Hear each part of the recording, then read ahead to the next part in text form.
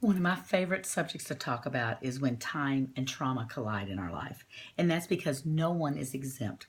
At some point, our development will be interrupted by life's circumstances. One of the biggies that I deal with is when, for teenagers, but I don't see them or see the person until they become an adult. And it's during their teenage development that time and trauma collided. What that can look like is one of the caretakers in the home, parent or significant person in their home, has stepped out of the role of the adult, and then the teenager has to step into that role. It can be due to divorce, a parent's death, a disease. Maybe they're incapable, the adult is not capable of functioning as an adult because of the disease.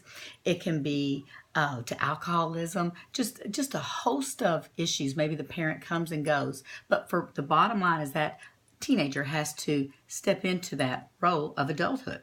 So the natural teenage development of being rebellious, of learning how to relate to the opposite sex, and just being playful and carefree are detained in time.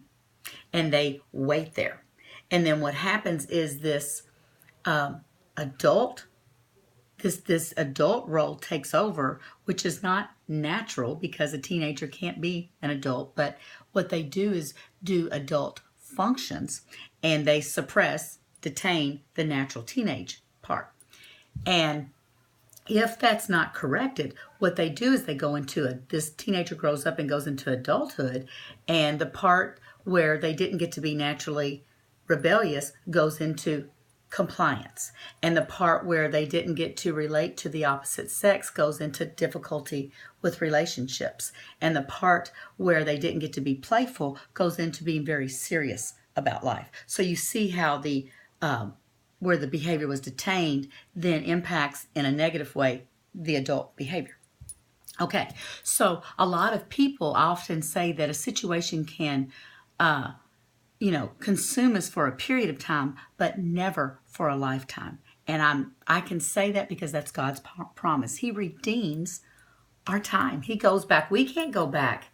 But when we release it, when we bring our issues to Him and open up our heart and do that in safe relationships with other people, then He can go back in time where we were detained, where that time and trauma collided, and where it's waiting, and He can bring that into current time and bring that behavior forward and catch us up. And that to me is the most amazing thing of God's love.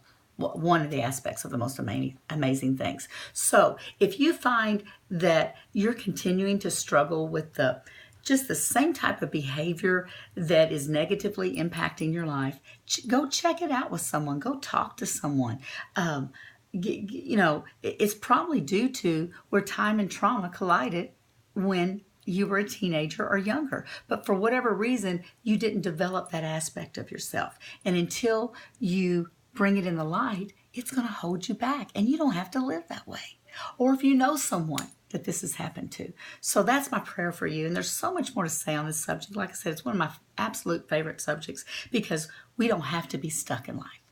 And we don't, situations happen to us all the time. This is a bad world in many ways. But we have an answer for the bad things that happen to us. And that's our Savior. And He will redeem it and bring it forth. So that's my prayer for you. If this makes sense, let me know. If it doesn't, let me know. But either way, I'll talk to you later. Take care.